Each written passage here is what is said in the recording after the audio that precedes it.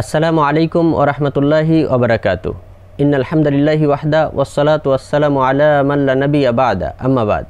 সম্মানিত দর্শক এবং শ্রোতা মণ্ডলী, আপনারা দেখছেন এটিএন বাংলার সাপ্তাহিক আয়োজন জীবন চেতনা।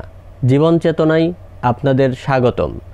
সম্মানিত দর্শক এবং শ্রোতা মণ্ডলী, আজকে আমরা যে বিষয় নিয়ে আলোচনা করব, বিষয়টি হচ্ছে আগামীর বাংলাদেশ বিনির্মাণে যুব সমাজের ভূমিকা।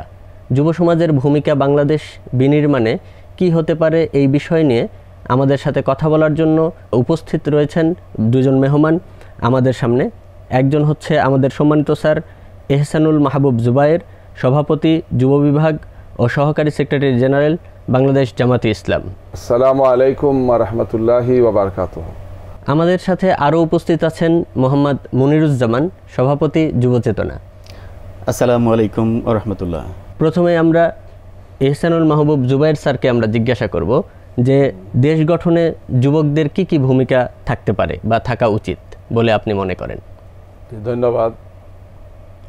আমাদের প্রিয় বাংলাদেশ 54 বছর পেরিয়ে আসছে স্বাধীন হওয়ার। স্বাধীনতার এই দীর্ঘ সময় পরে আমরা বাংলাদেশকে আমাদের মতো করে গড়তে পারিনি। বিগত অর্ধ শতাব্দীতে যারা ক্ষমতায় ছিলেন, দায়িত্বে ছিলেন, নেতৃত্বে যারা ছিলেন, তাদের মনোযোগের অন্যতম কেন্দ্রবিন্দু হওয়া উচিত ছিল আমাদের যুব সমাজ। যে যুব সমাজ হচ্ছে একটি জাতির সিংহভাগ মানুষের প্রতিনিধিত্ব করে, এবং এটি বাংলাদেশের জন্যে, আমাদের দেশটি তো আয়তনে ছোট একটি দেশ, অনেক অনেক বেশি এখানে জনসংখ্যা, তারপরও এটা একটা বিরাট বড় আমাদের জন্য বিষয় যে এখানে যুবক এবং তরুণরা, অর্থাৎ বয়স যাদের 15 থেকে 35-এর মধ্যে, এদের সংখ্যা প্রায় 60 ভাগের মতো। এটি একটি দেশের জন্যে, জাতির জন্যে, জনগোষ্ঠীর জন্যে খুব বড় একটা অ্যাচিভমেন্ট।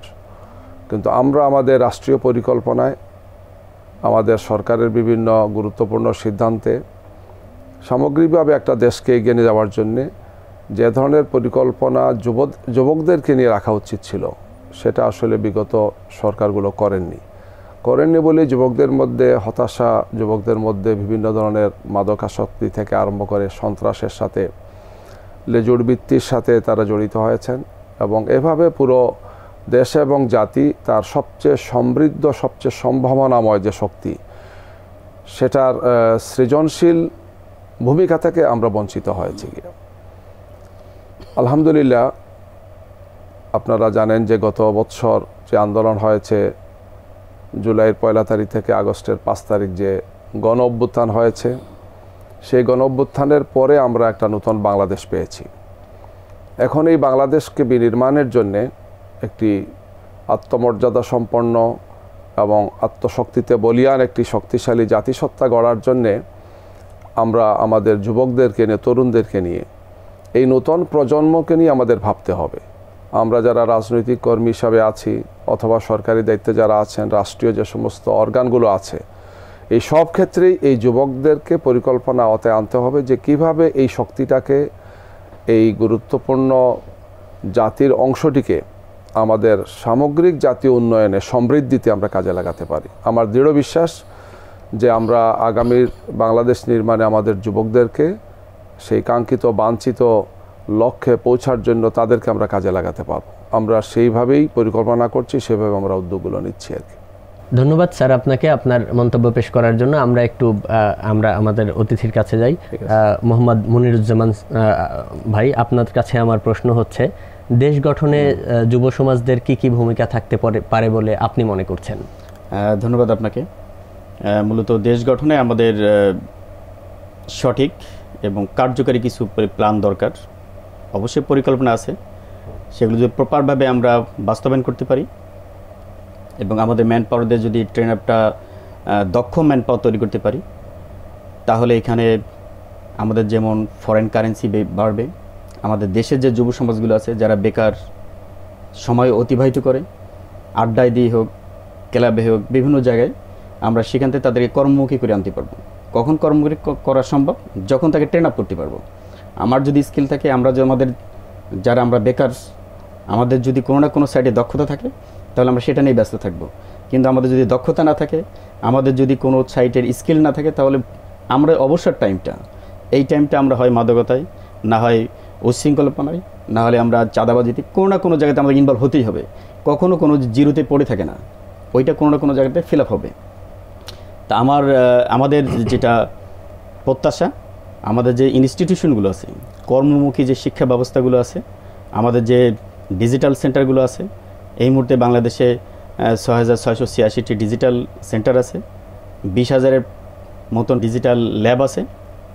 এগুলোতে যদি আমরা প্রপার ওয়েতে দক্ষ জনশক্তি তৈরি করতে পারি, আমাদের ইয়াংদেরকে যদি আমরা প্রপার গাইড দিতে পারি, তাহলে এই জনশক্তিগুলো যারা বিদেশে যায়, অন্য দেশের ম্যান পাওয়ারগুলো যদি 10 টাকা বা $10,000 স্যালারি পায়, আমাদের বাংলাদেশের জনশক্তিগুলো সেখানে $1,000-2,000 বেতন পাচ্ছে, বিকজ অফ আমাদের তাদেরকে ট্রেন আপ করা নাই। যে কাজে যাচ্ছে ওই কাজে তারা অদক্ষ। এজন্য বাংলাদেশ গভর্নমেন্টের বহু উইংস আছে, বহু ইনস্টিটিউশন আছে দক্ষ ম্যান পাওয়ার তৈরি করার জন্য। যুবকরা মন্ত্রণালয়ের আন্ডারে আছে, প্রবাসী কল্যাণ মন্ত্রণালয়ের আন্ডারে আছে। সো এগুলোতে যদি আমরা প্রপারভাবে আমাদের ম্যান পাওয়ারগুলোকে যদি আমরা দক্ষতা তৈরি করতে পারি, দক্ষভাবে তৈরি করতে পারি, তাহলে আমাদের 3টা জিনিস রেজাল্ট আসবে। যারা আমাদের বিদেশে যাবে, ওখান থেকে আমরা আমাদের বিদেশি ম্যান পাওয়ার কাছ থেকে প্রপার আমরা রেমিটেন্স পাবো, তারা বেতন ভালো পাবে, অন্য দেশের কাছাকাছি পাবে। নাম্বার 3 হলো আমাদের যুব সমাজ বাংলাদেশে বেকার থাকার ফলে যে অনৈতিক কাজগুলো হয়, যে চাঁদাবাজি হয়, রাহাজানি হয়, মাদকে জড়াই পড়ে, এগুলোতে তারা বিরত থাকবে। নাম্বার 3, তারা আনুগত্যের শিকার হবে, তাদের অভিভাবকের প্রতি, তাদের প্রশাসনের প্রতি অন্যায় অপরাধটা অনেকটা কমবে। সো আমাদের যদি দক্ষ জনশক্তি তৈরি করতে পারি, আমাদের ইনস্টিটিউশন আছে, ইনস্টিটিউশনগুলো যদি প্রপারভাবে কাজে লাগাতে পারি, তাহলে আমাদের যুব সমাজকে দেশ গঠনে এখন থেকে আমরা করতে পারবো। আমাদের এহসানুল মাহবুব জুবাইর ভাই যেটা বলছেন যে আমাদের 60% বাংলাদেশের জনশক্তি এই মুহূর্তে যুবক, যেটা দেখা গেলো যে 10 কোটি থেকে 12 কোটি মানুষ। এই 10 কোটি মানুষ মানে বিশাল একটা অ্যাচিভমেন্ট, বাট আমরা কেন কাজে লাগাতে পারছি না? আমাদের যারা পলিসি মেকার আছে, তারা যদি এটা নিয়ে আরও পরিকল্পনা করেন, এই মুহূর্তে যে গভর্নমেন্ট আছেন, এই গভর্নমেন্টের আমাদের দায়িত্বশীলরাও যদি সঠিকভাবে এখন ভূমিকা রাখতে পারেন, উইদিন শর্ট টাইম এটা রিকভার করা সম্ভব। স্যার, আপনার কাছে যেতে চাই সেটি হচ্ছে যে আমাদের এই ম্যান পাওয়ারের দক্ষ স্কিল বৃদ্ধির জন্য আমাদের ধর্মীয় শিক্ষা বা শিক্ষা ব্যবস্থার সংস্কার প্রয়োজন কিনা, বা সেখানে শুধুমাত্র জেনারেল শিক্ষা নাকি ধর্মীয় শিক্ষার সংমিশ্রণে আমাদের শিক্ষা ব্যবস্থাকে সামনের দিকে এগিয়ে নিয়ে যাব, বা কি কি পরিবর্তন আপনি মনে করছেন? এখানে আরও একটি জিনিস আমি যুক্ত করে দিই, সেটি হচ্ছে আমাদের বাংলাদেশের যেই শিক্ষা ব্যবস্থার যেই বাজেট, এই বাজেটটা অন্যান্য দেশের তুলনায় কম। সো দেখা যাচ্ছে আমাদের গভর্নমেন্ট যদি আমরা দৃশ্যমান উন্নয়নের দিকে যাব নাকি শিক্ষাগত উন্নয়নের দিকে যাব? স্যার, আপনার মন্তব্য প্লিজ। ধন্যবাদ। খুবই গুরুত্বপূর্ণ একটি বিষয় নিয়ে আসছেন আপনি। বিষয়টা হচ্ছে একটি সমাজকে যদি আমরা ভারসাম্যপূর্ণ এবং সব দিক থেকে দক্ষ, যোগ্য এবং নৈতিক মানে উন্নত করতে চাই, তাহলে একটি আসলে বহুমুখী পরিকল্পনা আমাদেরকে নিতে হবে। এক্ষেত্রে বিশেষ করে যুবকরা ফোকাস হবেন, এবং ইয়াং জেনারেশন যারা আছেন তাদেরকে ফোকাস করতে হবে, কারণ এদের মধ্যে ক্রিয়েটিভিটি আছে, সৃজনশীলতা আছে, তাদের মধ্যে শক্তি সামর্থ্য আছে আর কি। তো দুটো দিক, একটি হচ্ছে যে তাদের দক্ষতা বৃদ্ধি, একটা হচ্ছে তাদের নৈতিক মানটা বৃদ্ধি। আমরা দক্ষতা বৃদ্ধির জন্য চেষ্টা করছি, কিন্তু নৈতিকতার জায়গাতে আমরা অনেক সময় নীরব থেকে যাচ্ছি গিয়ে, যার ফলশ্রুতিতে আমাদের দক্ষতা কিছু হলেও নৈতিকতা না থাকার কারণে, কমিটমেন্ট না থাকার কারণে, দেশপ্রেম না থাকার কারণে আমাদের এই যুব সমাজটা জাতীয় উন্নয়নে সঠিক রোল প্লে করতে পারছে না। তো এই জন্য দুটো দিকই আমাদেরকে নিতে হবে, এবং এই যুব সমাজকে তাদের নৈতিক শিক্ষার পাশাপাশি দক্ষতা উন্নয়নের জন্য আমাদের বহুমুখী পরিকল্পনা আছে, আমরা অনেকগুলো কাজ করে যাচ্ছি।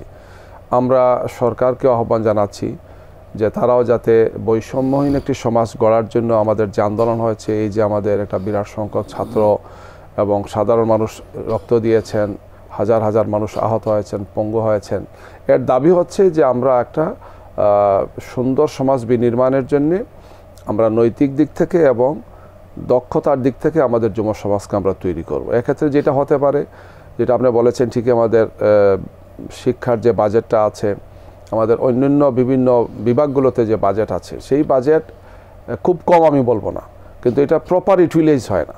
দুর্নীতি আমাদের এই সব কিছুকে খেয়ে ফেলছে গিয়ে, যেখানে বাজেট দেওয়া হচ্ছে সেখানে দেখা যায় যে ব্যুরোক্রেসির সাথে বা এর সাথে যারা জড়িত আছেন তারা একটা বড় অংশই লুটপাট করে ফেলছেন গিয়ে। যদি এটা প্রপার ইউটিলাইজ হয়, শিক্ষার ক্ষেত্রে হোক, যুবকদের মান উন্নয়নের ক্ষেত্রে হোক, যুবকদের তাদের প্রশিক্ষণের ক্ষেত্রে হোক, তাদের নৈতিকতার ক্ষেত্রে হোক, তাদের শারীরিক মানসিক বিকাশের ক্ষেত্রে যে সমস্ত প্রতিষ্ঠানগুলো আছে এগুলো যদি প্রপারলি কাজ করে, তাইলে আমার ধারণা যে আমরা একটি ভালো বাংলাদেশ, আগামীর একটা চমৎকার বাংলাদেশ আমরা পাবো। আমার ভাই মনিরুজ্জামান যে কথাটা বলেছেন যে এই যে যুব সমাজের একটা বড় অংশ দেশের বাইরে আছেন, প্রায় 1.5 কোটি বাংলাদেশি দুনিয়ার বিভিন্ন জায়গাতে আছেন, যার মধ্যে প্রায় 1 কোটির বেশি হবে যাদের বয়স হচ্ছে ইয়াং। তো এদের অধিকাংশই খুব ভালো স্কিল নেই, শিখেন না, কাজ শিখেন না, কাজ শেখার কোনো ব্যবস্থা আমরা করিনি। দেখা গেছে পরিসংখ্যানে যে আমরা যদি এই যুবকদেরকে যদি আমরা মোটামুটি ভালো একটা স্কিল তাদেরকে দিতে পারি, সেমি বা মিড লেভেলের স্কিলও দিতে পারি, তাইলে আমাদের রেমিটেন্স যেটা 40 বিলিয়ন আসছে এখন, সেটা 80 বিলিয়নে হয়ে যাবে। এটা একটা পরিসংখ্যানে দেখা গেছে। তো এটা একটা বিরাট অ্যাচিভমেন্ট আমাদের জন্য। তো আমরা চাচ্ছি যে এই বিষয় নিয়ে আমাদের কাজ করা উচিত, ভাবা উচিত, দেশেও যুবকদেরকে কাজে লাগানো উচিত মেইন স্ট্রিমে, দেশের উন্নয়নে, দেশের সমৃদ্ধিতে। পাশাপাশি বিশেষ করে প্রবাসে যারা যাচ্ছেন, যাতে তাদেরও দক্ষতাকে আমরা বাড়াতে পারি, নৈতিক মানটাকে বাড়াতে পারি। যে দেশে যাচ্ছেন তারা তো আসলে বাংলাদেশের প্রতিনিধিত্ব করছেন, অ্যাম্বাসাডারের ভূমিকা পালন করছেন। তো এই জন্য এই দুটো দিকেই আমাদেরকে ভূমিকা পালন করতে হবে। এবং আমার দৃঢ় বিশ্বাস যে আগামীর বাংলাদেশ বিনির্মাণে আমরা যেভাবে এখন সংস্কারের দিকে যাচ্ছি, অনেকগুলো বিষয় তো আমাদের সংস্কার হচ্ছে, এবং সামনে একটা জাতীয় সংসদ নির্বাচন আছে, অন্যান্য স্থানীয় নির্বাচনগুলো আছে। এই সব মিলে আমরা আগামীর বাংলাদেশে আমরা দৃঢ়ভাবে বিশ্বাসী, আশাবাদী যে আমরা সবাই মিলে একটি সুন্দর বাংলাদেশ গড়ব। এক্ষেত্রে যুবকরা দক্ষতার দিক থেকেও, নৈতিকতার দিক থেকেও, দেশপ্রেমের দিক থেকেও তারা সঠিক এবং যোগ্য ভূমিকা পালন করবেন। সেই ধরনের কর্মকৌশল আমরা গ্রহণ করতে চাচ্ছি। ধন্যবাদ আপনাকে স্যার। আমরা মনিরুজ্জামান স্যার আপনার কাছে প্রশ্ন করতে চাচ্ছি, সেটি হচ্ছে যে ধর্মীয় শিক্ষা এবং জেনারেল শিক্ষা, এই দুটি শিক্ষায় শিক্ষিত হওয়া আমাদের যুব সমাজদের জন্য অত্যাধিক বেশি জরুরি বলে আপনি মনে করেন কিনা? সাথে সাথে আমাদের যে দৃশ্যমান সফলতা রয়েছে সেগুলোর চেয়ে আমাদের বেশি শিক্ষা সংস্কারের সময় বা আমাদের আরও কনসার্ন হওয়া প্রয়োজন কিনা, বা শিক্ষা ক্ষেত্রে কি কি পরিবর্তন নিয়ে আসলে আমাদের যুব সমাজকে আরও স্ট্রংলি ডেভেলপ করা যাবে বলে আপনি মনে করেন? ধন্যবাদ আপনাকে। এখানে বিষয়গুলো আসলে আমরা আমাদের যে স্ট্রাকচার, কারিকুলাম, শিক্ষার যে কারিকুলাম, এখন অবশ্য কিছুটা চেঞ্জ হয়েছে বিগত আমলের চাইতে। আমরা বেকারের সংখ্যা দেখেন যে এডুকেটেডরা বেশি। আমাদের যখন একজন ভাই ইন্টারমিডিয়েট পাস করছে, হয়তো তার সক্ষমতা নাই, সে ডিগ্রি পড়বে। কেউ ডিগ্রি পাস করছে, তার সক্ষমতা নাই, মাস্টার্স করবে। যে ইন্টারমিডিয়েট পাস করছে তাকে যদি আমরা কিছুটা টেকনিক্যাল কাজ শেখাতে পারতাম, আমাদের কারিকুলামের ভিতরে যদি কিছু টেকনিক্যাল কাজ থাকতো, তাহলে হতো কি সে কোনো না কোনো সাইড চয়েস করতে পারতো। আমাদের যে এক্সট্রা সাবজেক্টগুলো থাকে এর ভিতরে যদি কিছু টেকনিক্যাল সাবজেক্ট থাকে, তাহলে ইন্টারমিডিয়েট লেভেলে থাকুক, এসএসসি লেভেলে থাকুক, তখন এসএসসির পরে দেখা যাচ্ছে অনেকে আর শিক্ষা ব্যবস্থায় শিক্ষা কন্টিনিউ করতে পারে না। এই মোমেন্টে যদি সে অন্তত মোবাইল সার্ভিসিংটাও শিখতে পারে, তাহলে তার বেকারত্বর যে এই বেকারত্বটা তার থাকার কথা না, সে কোনো না কোনো কাজের ইনভলভ হতে পারে। তো আমাদের কারিকুলামগুলোতে আগে এটা সংযোজন করতে হবে প্রত্যেকটা স্টেজে, ইন্টারমিডিয়েটের আগে, ইন্টারমিডিয়েটের পরে, মাস্টার্সের পরে, ক্লাস অনুযায়ী, এইজ অনুযায়ী আমাকে আমার টেকনিক্যাল সার্ভিসগুলো, টেকনিক্যাল এডুকেশনগুলো আমাকে ইনভলভ এখানে করতে হবে, যেটা প্রত্যেকটা দেশে আছে। আমার মনে হয় বাংলাদেশ ব্যতীত অন্য সকল দেশে আছে। আরেকটা বিষয় হলো ধর্মীয় শিক্ষা, যেটা এখানে ধর্মের পাশাপাশি আমি একটা বিষয় অ্যাড করি, আপনাকে স্বাস্থ্য সচেতন বিষয়ক যদি একটা অধ্যায় রাখা যায়, প্রত্যেকটা ক্লাসে যদি ধর্মীয় বিষয়ক একটা প্যারা রাখা যাবে, একটা অধ্যায় রাখা যায়। এখানে বিষয়টি কি যে আপনি সব শিক্ষা আছে, আপনার ধর্মীয় শিক্ষা নাই, আপনার সব শিক্ষা আছে, নৈতিক শিক্ষা নাই। আপনি নৈতিক শিক্ষা না থাকলে আপনি মানবিক হতে পারবেন না, আপনার ধর্মীয় শিক্ষা না থাকলে আপনি নৈতিক হতে পারবেন না। নৈতিক, মানবিক, ধর্মীয় তিনটা কিন্তু অ্যাটাচমেন্ট। সো এইটাকে যদি আমরা কারিকুলামগুলোতে সংযোজন করতে পারি, তাহলে দেখবেন যে বর্তমান প্রেক্ষাপটে আমরা হাজার বেকার থাকলেও আমরা কিন্তু খুনাখুনি, রাহাজানি, আমাদের ইফটিজিং, আমাদের চাঁদাবাজি, আমাদের অশ্রদ্ধাবোধ, যেটা আমাদের সিনিয়র সিটিজেনদেরকে আমরা অশ্রদ্ধা করছি, ইদানিং দেখা যাচ্ছে। আপনি দেখেন সোশ্যাল মিডিয়াতে আমরা নিয়ন্ত্রণ করতে পারছি না। আমরা ইউটিউব যে কন্টেন্টগুলো ক্রিয়েট করছি, আমাদের যে এরা তো সবাই তো ইয়াং, কোনো না কোনো যাতে পড়ালেখা করছে, পড়ালেখা না করলে তারা কন্টেন্ট ক্রিয়েট করতে পারছে না। তারা সুন্দরভাবে কোনো না কোনো কন্টেন্ট ক্রিয়েট করছে, কিন্তু সেখানে নৈতিক শৃঙ্খলা বহির্ভূত। দেখবেন যে একটা কন্টেন্ট ক্রিয়েট হচ্ছে ভিউয়ার বাড়ানোর জন্য, বাট কোনো গল্প নাই, মিথ্যা কোনো মিথ্যা একটা সিমটম দিয়ে, মিথ্যা কন্টেন্ট দিয়ে তারা একটা কন্টেন্ট তৈরি করছে, ভিউয়ার বাড়ছে, বাট এটাতে নৈতিক অধপতনটা হচ্ছে। হয়তো তার আর্নিং হচ্ছে, বাট এখান থেকে নৈতিকতার কোনো ডেভেলপ হচ্ছে না, মানুষ এতে অপরাধ প্রবণতা বেশি বাড়ছে। তো আমাদের শিক্ষা ব্যবস্থায় যদি নৈতিক, ধর্মীয়, মানবিক এই তিনটার সংমিশ্রণে কোনো একটা কারিকুলাম করা যায়, কোনো একটা অধ্যায় সংযোজন করা যায়, বা একটা সাবজেক্ট আনা যায়, তাহলে আমার মনে হয় আমাদের যুব সমাজটা অতীতে যা হয়েছে, নেক্সট জেনারেশন আশা করি আমরা আমাদের দেশ গঠনে আদর্শিক নাগরিক হিসেবে আমরা তৈরি করতে পারবো। আদারওয়াইজ খুবই ডিফিকাল্ট।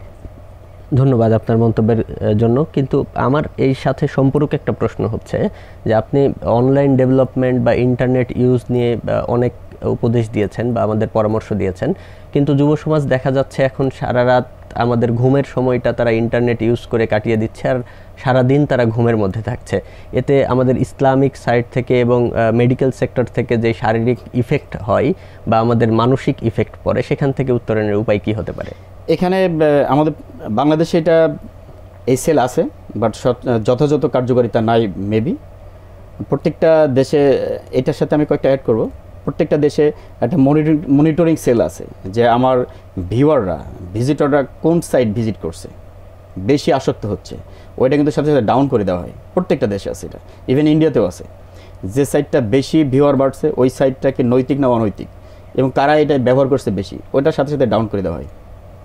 বাংলাদেশে যেহেতু আইসিটি ডিপার্টমেন্ট বিশাল বড় একটা ডিপার্টমেন্ট, এখানে আইসিটি যে উপদেষ্টা আছেন ওনারা অবশ্যই ভাববেন, বা এই সাইটে যারা কর্তা ব্যক্তিরা আছেন, যে সাইটটা বিশেষ করে এখানে তো এইজের একটা ব্যাপার আছে। আমি যদি 25 ডাউন এই এজগুলোকে যদি আমি একটু কন্ট্রোল করতে পারি, রাত 8টার পর থেকে এদের ডাউন যদি সাইট যদি ডাউন করে দিতে পারি, কারণ ওখানে কিন্তু ডাউন করার একটা সিস্টেম আছে, যদি ডাউন করে দিতে পারি তাহলে সারা রাত তারা ওই ফেসবুক আর টিপাটিপি করবে না, তারা ইউটিউবে অশ্লীল কিছু দেখবে না, তারা অন্যান্য যে ভিপিএন দিয়ে যে অন্যান্য সাইটে প্রবেশ করে এটাকে কন্ট্রোল করা যাবে। যখন এটা কন্ট্রোল করা যাবে তখন আস্তে আস্তে আস্তে তারা এটা ডেভেলপ হবে, আস্তে আস্তে তারা বয়কট করবে। আপনি একদিন, দুদিন, 3 দিন, চতুর্থ দিন তারা দেখবে না, কিন্তু আপনাকে তো ওই পর্যায়ে যাইতে হবে। আর আমাদের বাংলাদেশ অবশ্যই গভর্নমেন্টকে সাধুবাদ জানানো দরকার। এটা অন্যান্য দেশের তুলনায় বাংলাদেশের অনলাইন স্পিড বেশি এবং অ্যাক্সেসটা অতিরিক্ত বেশি। আমরা তো বিভিন্ন দেশে ভিজিট করছি, ভাই অবশ্যই জানেন, অন্য দেশে আপনার অনলাইন অ্যাক্সেস নাই বলেও চলে, খুবই ডাউন। বাট বাংলাদেশের যে কোনো জিনিস খুব সহজলভ্য, যে কারণে আমাদের ইয়াং জেনারেশনটা যে কোনো জিনিসে বেশি আসক্ত হয়ে পড়ে, এতে অপপ্রচারটা বেশি বাড়ে এবং অপপ্রচারের সাথে সাথে অনৈতিক যে কন্টেন্টগুলো আছে, তাই সেটা ফেসবুক বলেন, টুইটার বলেন, ইনস্টাগ্রাম বলেন, ইউটিউব বলেন, প্রত্যেকটা সাইটে এই অশ্লীল কিন্তু নিষিদ্ধ জিনিসের প্রতি মানুষের আকর্ষণ বেশি থাকে। সো এটা যেহেতু নিষিদ্ধ জিনিস, সো এটার প্রতি ইয়াং জেনারেশন যেহেতু তাদের কোনো বর্ডার নাই, কোনো বাইন্ডিংস নাই, কোনো ব্যারিয়ার নাই, যে ফলে তারা ওপেনলি, স্মুথলি, গোপনে হোক বা প্রকাশ্যে হোক, এগুলো তারা অ্যাক্সেসগুলো প্র্যাকটিস করছে। এইটা গভর্নমেন্ট থেকে এটা কন্ট্রোলে আনতে হবে এবং তার জন্য একটা তাদের সেল আছে, এই সেলকে কার্যকরীভাবে এখন থেকে ভূমিকা রাখতে হবে। ধন্যবাদ আপনাকে আপনার অসাধারণ মন্তব্যের কারণে। আমরা একেবারেই অনুষ্ঠানের শেষ পর্যায়ে চলে এসেছি। এবার আমরা আমাদের এহসানুল মাহবুব জুবায়ের স্যারের কাছে জানতে চাইব যে আমাদের অনুষ্ঠানের শেষে এক কথাই যুব সমাজদের এই বাংলাদেশ বিনির্মাণে যুব সমাজদের যে ভূমিকা, এই ভূমিকায় কি থাকতে পারে তাদের ভূমিকা, এক কথায় যদি আপনি বলতেন স্যার। যুব সমাজের জন্য আমি আগেও বলেছি যে আমাদের জাতিকে ঐক্যবদ্ধভাবেই পরিকল্পনা নিতে হবে। আমাদের যেটা হয় যে এক সরকার নেন, পরের সরকার এটা চেঞ্জ করেন, যেহেতু এটা আমাদের মেইন স্ট্রিম অ্যাসেট আমাদের, এই জন্য এদেরকে নিয়ে একটি স্থায়ী পরিকল্পনা নিতে হবে। তাদেরকে আমরা দক্ষ করব, যোগ্য করব, নৈতিক মানে উজ্জীবিত করব। তাদেরকে যাতে সন্ত্রাসে জড়িত না হয়, মাদকের সাথে যাতে জড়িত না হয়, দেশের ক্ষতিকর কোনো কাজে যাতে জড়িত না হয়, সমাজের ক্ষতিকর কাজে জড়িত না হয়, এই জন্য সমাজকেও আমাদেরকে অ্যাওয়ারনেসটা ডেভেলপ করতে হবে, তাদেরকে সচেতনতা বৃদ্ধি করতে হবে। কি আমার মনে হয় যে সম্মিলিতভাবে আমাদের এই বোধোদয় হয়েছে আলহামদুলিল্লাহ, বিশেষ করে গত জুলাইয়ের অভ্যুত্থানের মাধ্যমে, জুলাই আগস্টের যে ছাত্র জনতার অভ্যুত্থান হয়েছে, যে আমাদের এই সম্পদটাকে আমাদেরকে কাজে লাগাতে হবে, এদেরকে অ্যাড্রেস করতে হবে, আমাদেরকে ক্যাশ করতে হবে। এবং আমরা আশা করছি যে আমাদের এই যুব সমাজকে নিয়ে জাতীয় নেতৃবৃন্দ যারা আছেন, রাজনৈতিক নেতৃবৃন্দ যারা আছেন, সরকারে যারা আছেন, বিভিন্ন স্টেক হোল্ডার যারা আছেন, সবাই কার্যকর একটি ভূমিকা পালন করবেন। আমরা সেই প্রত্যাশায় আছি এবং আগামীর বাংলাদেশ বিনির্মাণে আমি আবারও দৃঢ়ভাবে আশাবাদী যে আমাদের যুবকরা নেতৃত্ব দেবে ইনশাআল্লাহ। ধন্যবাদ আপনাকে আপনার মন্তব্যের জন্য। আমরা একেবারেই শেষ পর্যায়ে অনুষ্ঠানের মনিরুজ্জামান স্যার, আপনি মন্তব্য করবেন যে আগামীর বাংলাদেশ বিনির্মাণে যুব সমাজের ভূমিকা কি হতে পারে বা কেমন হতে পারে, একেবারেই শেষ। ধন্যবাদ। কেমন হতে পারে এটা ডিপেন্ড করবে আমাদের পরিকল্পনা কি।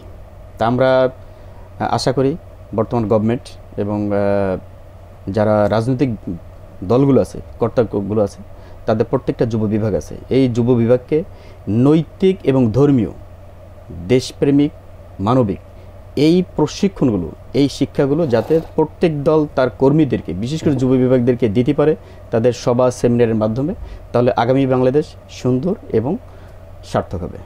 ধন্যবাদ আপনাদের দুজনকেই আজকে আমাদের এই জীবন চেতনার এই অনুষ্ঠানে আসার জন্য। আমরা আজকে এই আলোচনা থেকে জানতে পারলাম আমাদের এই সুন্দর এই যুব সমাজকে যদি আমরা তৈরি করতে চাই বা গড়ে তুলতে চাই, তাহলে আমাদের স্কিল যেমন দরকার, সরকারের খুব ভালো একটা পরিকল্পনা দরকার, এবং আজকে আমাদের এই যে আলোচনা হলো, এই আলোচনা থেকে আমরা আদর্শবান, দক্ষ এবং ধার্মিক যুব সমাজ গড়ে তুলব। এরকম একটি দেশ, বৈষম্যমুক্ত একটি বাংলাদেশ আমরা গড়ব, এই প্রত্যাশায় আজকে আমরা বিদায় নিচ্ছি এই জীবন চেতনা থেকে। আবারও দেখা হবে সামনের অনুষ্ঠানে। আসসালামু আলাইকুম ওয়া রাহমাতুল্লাহি ওয়া বারাকাতুহু।